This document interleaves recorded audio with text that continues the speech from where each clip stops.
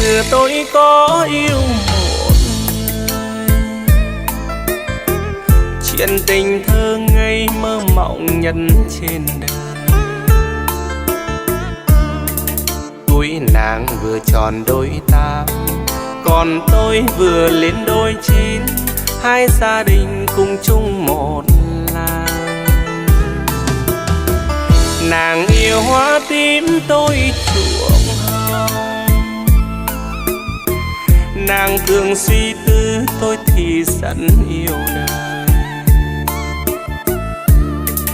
Tính tình mỗi người mỗi khác, gần nhau thường hay xung khắc, khi suốt ngày